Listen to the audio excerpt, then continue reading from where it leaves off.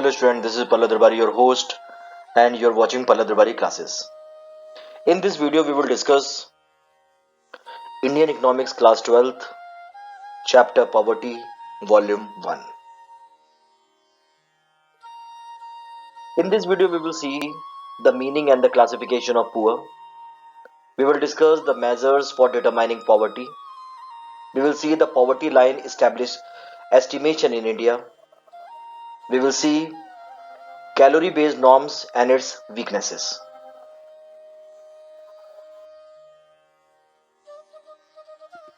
Firstly, we will discuss the meaning and the classification of poor. Let us see who is poor. One who cannot fulfill the basic requirement of life is called poor. And the condition under which person is unable to meet out his basic requirement of life, that very condition is called poverty. When the minimum requirement of life are not fulfilled, there will be lot of discomfort, pain and suffering among the masses. Now let us see the categories of poor. Listen, there are three categories of poor. Number one, chronic poor. It refers to those who have always been in a state of poverty. Example, landless workers, casual workers, etc. Listen, chronic poor are those people who was, who are and who will always be in poverty. Why? Because they don't have the ways and means to come out from this abyss of poverty. So chronic poor are those who have always been in a state of poverty. Second is transient poor. It refers to those who keep on moving in and out of the state of poverty. Example, seasonal agriculture workers. During the season they have a job, so they will be out of the poverty, and when there is off season they don't have any job, so they are in the poverty. So these are those people who are moving in and out of the state of poverty. The next one is never poor. It refers to those who are never in a state of poverty. So one is chronic poor. Who are the chronic poor? It refers to those who have always in a state of poverty. Second is transient poor. Who are the transient poors? It refers to those who are keep on moving in and out of the state of poverty. And the next one is never poor. It refers to those who are never in the state of poverty. Now let us see the next thing, that is how to determine and how to measure poverty. In order to identify the poor, it is necessary to have a yardstick for its measurement. Following are the measures for determining poverty in India. The first is poverty line. Second one is head count ratio. Third is poverty gap index. And the fourth one is square poverty gap index. So how many measures do we have to determine poverty? We are having four measures: poverty line, head count ratio, poverty gap index and square poverty gap index. Let us see. The first one is poverty line. It refers to the cutoff point in terms of per capita expenditure incurred by the people to satisfy basic needs. In a very simple word, we can say poverty line is a line of demarcation which divide the population into two categories, that is poor and non-poor, or above poverty line and below poverty line. The people below the poverty line is called poor and the people above the poverty line is called non-poor. So it is the line which is the cutoff point on the basis of per capita expenditure. The people below the poverty line, as I told you, is called poor. In the pre-independence period, Dadabhai Naoroji was the first Indian who defined poverty, taking jail cost of living as the base to determine poverty line. Listen, for the first time the poverty line concept in India is being used by Dadabhai Naoroji. At the time of determining the poverty, through the poverty line, Dadabhai Naroji used jail cost of living as the base. In it, the calorie which the people are consuming in the jail is taken as a base. The people consuming that calorie is called non-poor, and the people consuming calorie less than the calorie taking in jail is called below poverty. So he has taken the jail cost of living as the base to determine poverty line. He has coined the term jail cost of living. Why? Because he was using the calorie which the prisoners are taking or consuming in the jail. So he has coined the term jail cost of living. So on the basis of jail cost of living, he determined the poverty for the first time in India. In the post-independence period, the poverty line came with the concept of minimum requirement of life, that is minimum consumption expenditure. Earlier we were using or determining poverty on the basis of calorie intake, and later on we start determining poverty on the basis of a minimum consumption expenditure. So later on, to determine poverty line, minimum consumption expenditure is being used to divide the population into poor and non-poor. The poverty line in India divides the population to two parts that we have already seen, that is above poverty line called APL and BPL, that is below poverty line. I hope the point is clear. The meaning of the poverty line is clear to everyone. In India the ratio is, it can be asked in MCQ, in India the ratio is 110 is to 990. The ratio between APL and BPL is this one.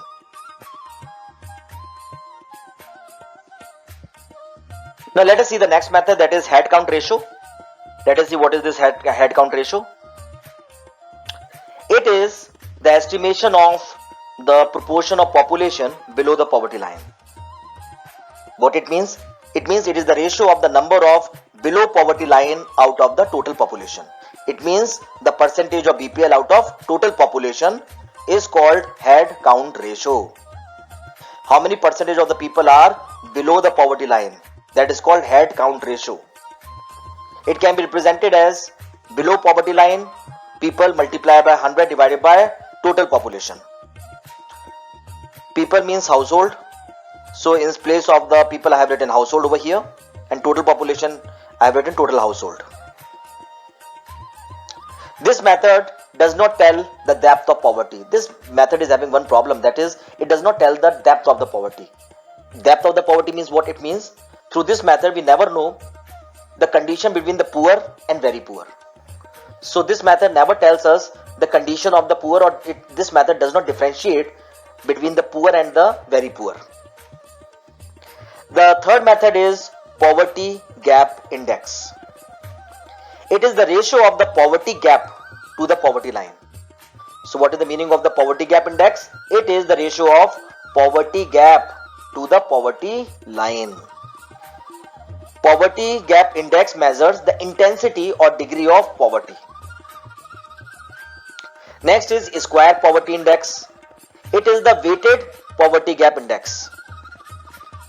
Here more weight is given to the poorest among the poor.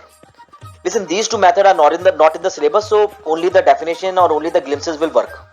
So there is no need to go in detail in these two methods, that is poverty gap index and square poverty index. Now let us see how to estimate poverty line in India. For the estimation of poverty line, Planning Commission has set up committee which are as follows. When the government decided to determine the poverty line, so the very first thing which the government did, government means Planning Commission, they have set up a committee to determine the poverty line. It means that they have to take some base on the basis of which the poverty line will be determined. The first committee which the Planning Commission has set up was V.M. Dandekar and Rath Committee. The committee was being framed in the year 1971 to 72. So what was the name of the committee framed by the Planning Commission in the year 71-72? That is V.M. Dandekar and Rath Committee. This was the first committee set up by the Planning Commission. Why they have set up the committee? To estimate poverty line in India, to find out the number of the people below and above the poverty line. the committee came out with the calorie based estimation. So what the committee did, they suggested that the criteria on the basis of which we divide the population is calorie intake, and the calorie which they have decided is 2250 calories per day. It means if the people is consuming above 2250 calorie, they will be treated as above poverty line, and if the people is consuming less than 2250 per calorie per day, then they will be considered as BPL, below poverty line. Clear? I hope the Dandekar Rath committee is clear to everyone. Remember one thing, this question can be asked in this way: in which year the Dandekar Rath committee was established, or what was the name of the first committee set up by the planning commission, or what is the base on the basis of which Dandekar Rath committee determined the poverty, that is 2250 calorie per day. After 1971-72, in the year 78-79, Planning Commission has set up another committee, and the name of that committee was Alag Committee. What was the second committee? The name of the second committee was Alag Committee. In the year 1978, Planning Commission has established another committee for the estimation of poverty.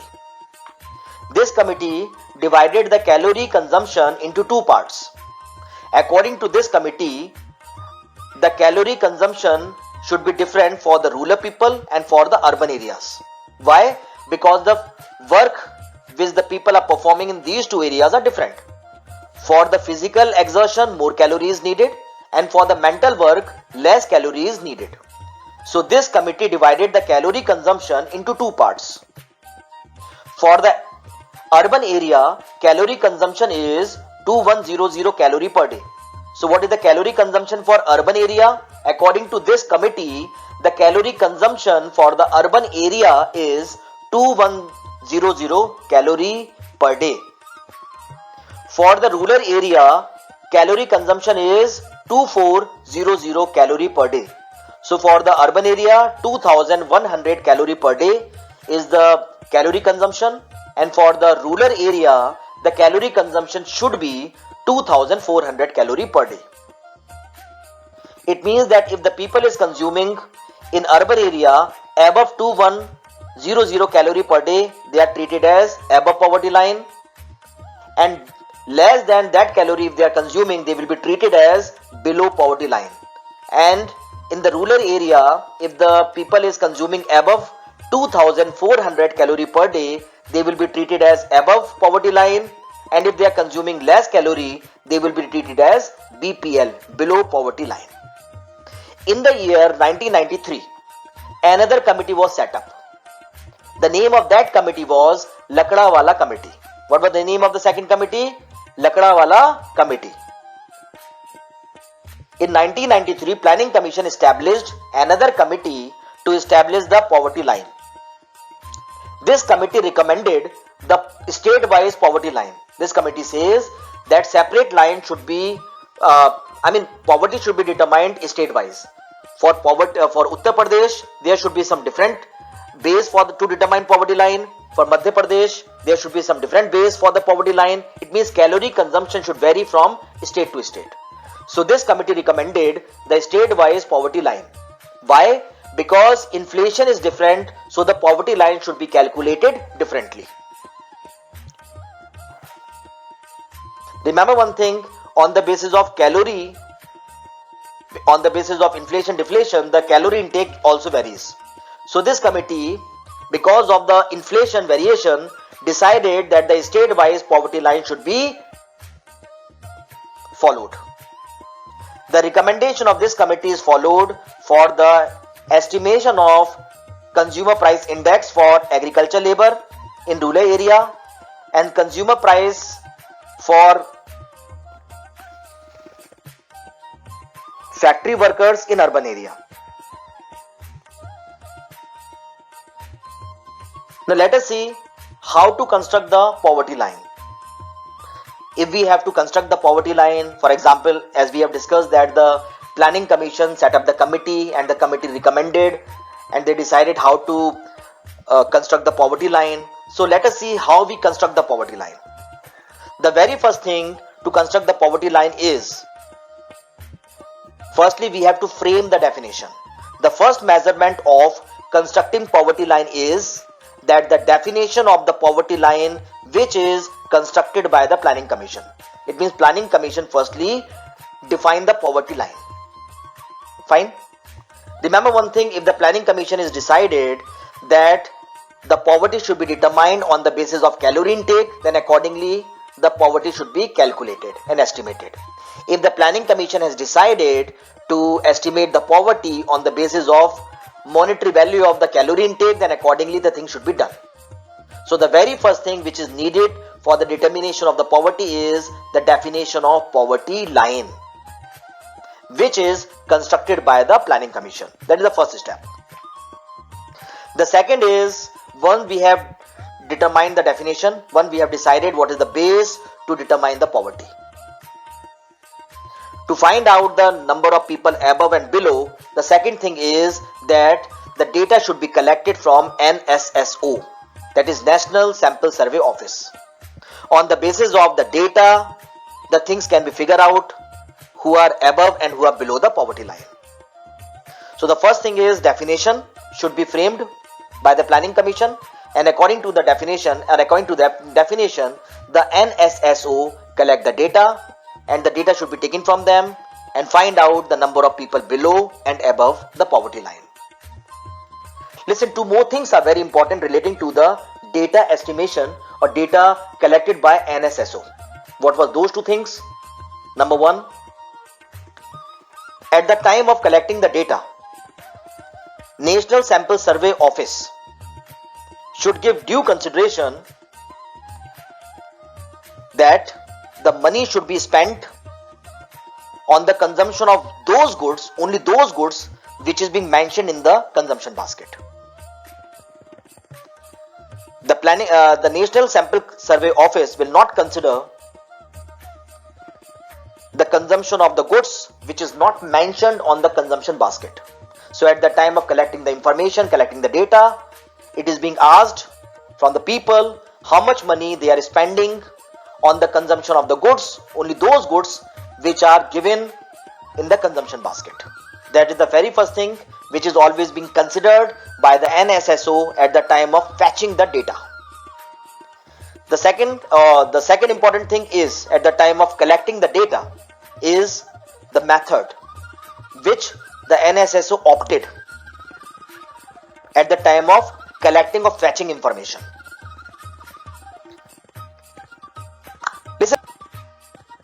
Listen, there are three methods which NSSO can use. Number one is uniform recall period. What is uniform recall period? Uniform recall period is the reference period which is uniform, that is 30 days for both food and non-food items. When the NSSO office go and fetch the information, they ask the people how much money and how many items they have consumed within 30 days. I mean, for the food items 30 days, and in 30 days how many food items they have consumed and how many non-food items they have consumed within the 30 days. I mean, the days for the food and non-food item is same. So on the basis of the consumptions, they turn the things into rupees, and they find out the expenditure incurred on food and non-food items in 30 days. The second method is mixed recall period. Under it, NSSO opted the mixed recall period. When I say mixed recall period, it means for the food items 30 days and for the non-food items 365 days. So when the National Sample Survey Office go and fetch the information, they ask the people how much money they have spent on food items in 30 days and for the non-food items in 365 days.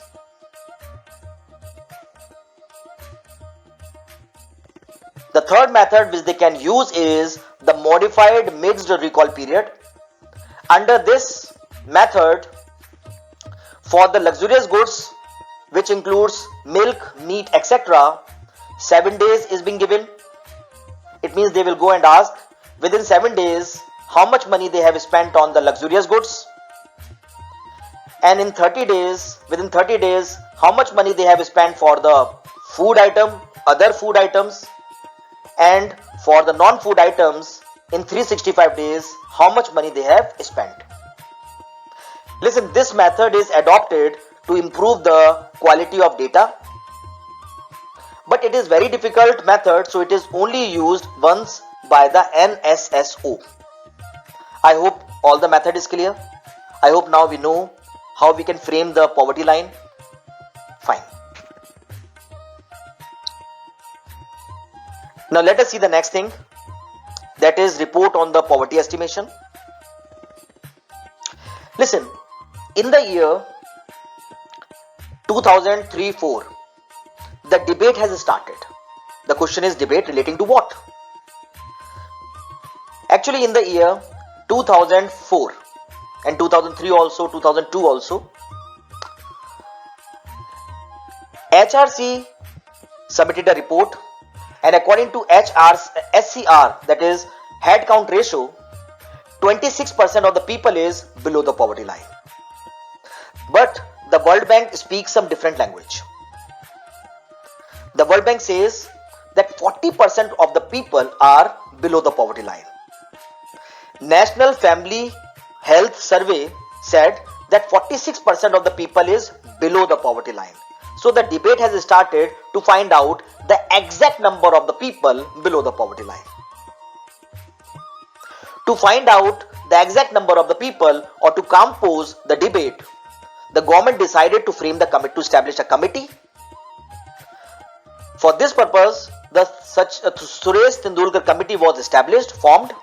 In which year it is being formed? 2005. What is the reason? To find out the exact number of the people below the poverty. Is it 26, 40 or 46? This committee submitted its report in the year 2009. Let us see. The committee adopted the uniform poverty line, that is, the committee took the consumption basket for consumption expenditure.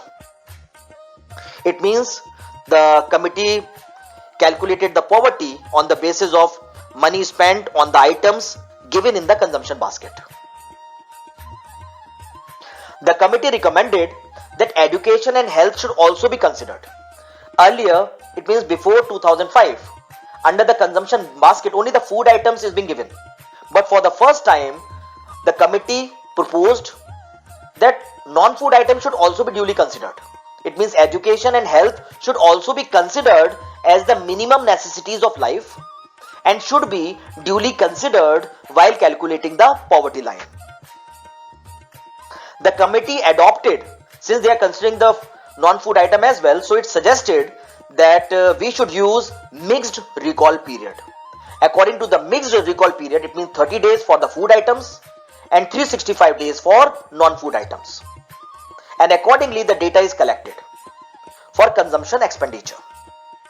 The committee recommended that 27 rupees per day in rural areas and 33 rupees per day in urban area for the consumption of the items given in consumption basket.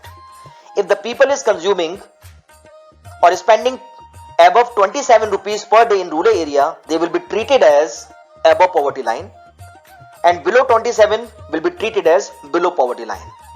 And for the urban area, above 33 will be treated as above poverty line, and less than 33 will be treated as below poverty line. So the criteria on the basis of which this committee divide or determine the poverty line is expenditure. For the urban area, daily expenditure is 27 rupees and 33 rupees. But this definition is, this committee's recommendation is highly criticized.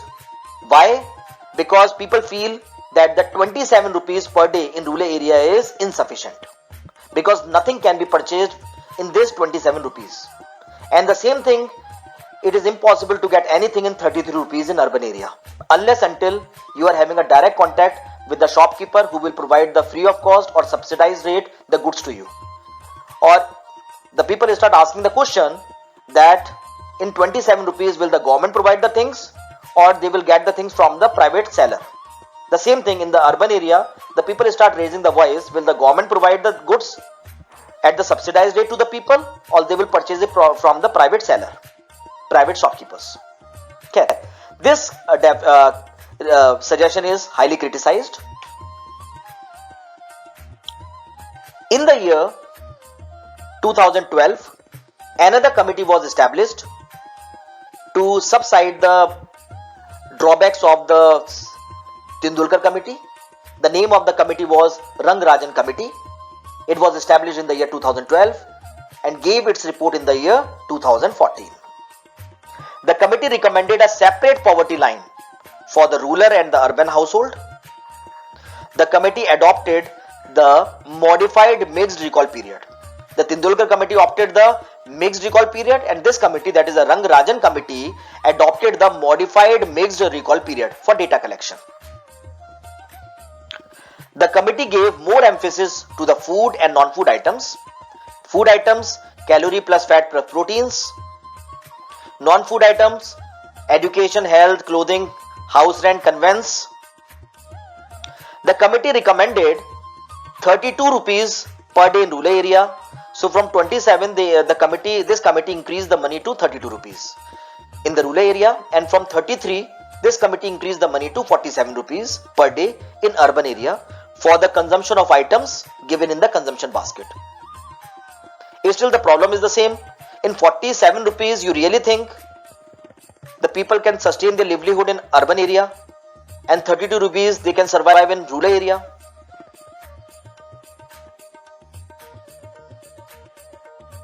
Now let us see the calorie based norms.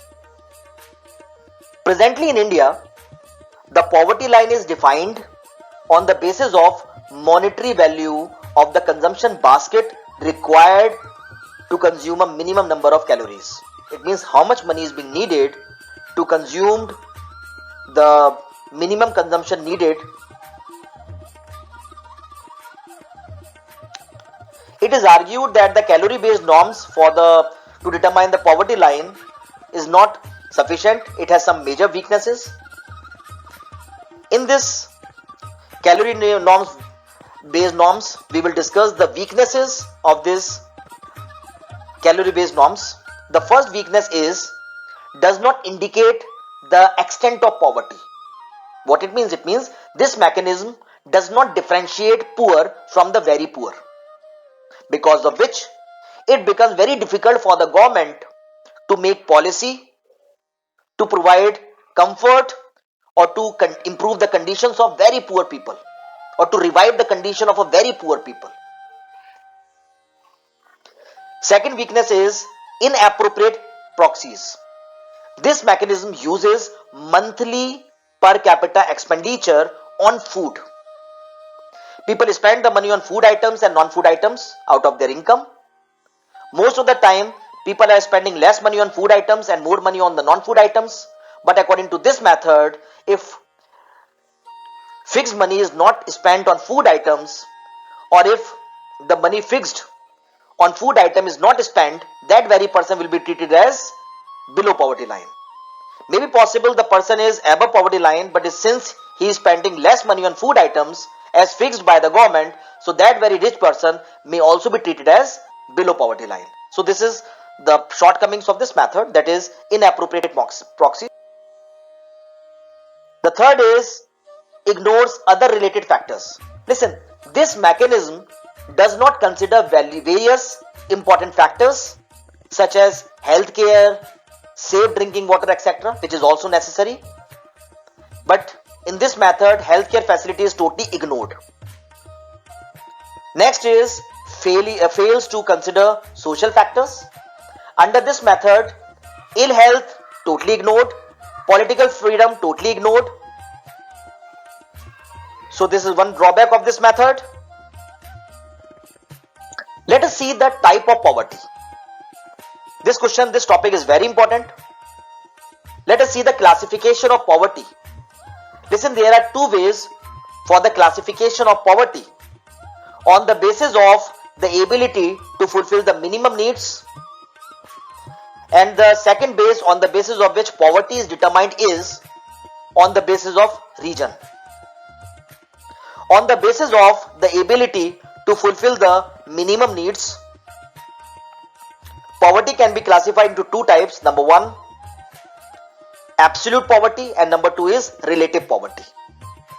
Firstly, we will see what is absolute poverty. It is the one which is expressed in terms of income needed to sustain the basic necessities of life such as food, clothing, etc. In a very simple word, when the poverty is determined on the basis of poverty line. When we determine the poverty on the basis of poverty line, it is called absolute poverty. Those who are not able to earn such a minimum amount of income are known as absolute poor. The absolute poverty can change over time as the amount of money required to buy the minimum requirement of life is keep on changing. So the absolute poverty also change with the change in inflation and deflation. The next is relative poverty. Let us see what is relative poverty. It refers to the poverty of one set of people in relation to other. In other words, it implies the poverty of one class in relation to the other classes. It means when we compare the two community to find out the rich and the poor between the two community, it is called relative poverty. The class of people having low standard of living are treated as poor. In relative terms, into the other classes of people having higher standard of living. So on the basis of the comparison, if one person is having more standard, that they will be treated as rich, and if the person is having lower standard as compared to the first one, they are treated as poor according to the relative poverty method. Now let us see the second classification on the basis of region. Poverty can be classified into the following two types: urban poverty and the rural poverty. Let us see the urban poverty first. It refers to the poverty faced by the people living in urban area. The urban poor enjoyed a comparatively higher standard of living. They are comparatively enjoy the higher standard of living as compared to rural poor. They also have better access to education and healthcare services. Further, they live in pakka houses. Let us see the rural poverty. Rural poverty is common to the people in rural areas. As compared to urban poor, rural poor lives under dismal living condition. When I say dismal, it means they are living a negative conditions. The rural poor also lack access to good health and education facilities. The houses in which the rural poor live are known as kacha houses. In the paper, you are asked to differentiate the rural poverty and the urban poverty as well. So on the basis of these points, you can differentiate it. It can be asked in 3 marks. It can be asked in 2 marks. That's all I have in this video. Thanks for watching. God bless you all. Dear subscribers, if you have not subscribed my channel, please subscribe the channel and don't forget to press the bell icon so that whenever I upload the new video, you get the notification.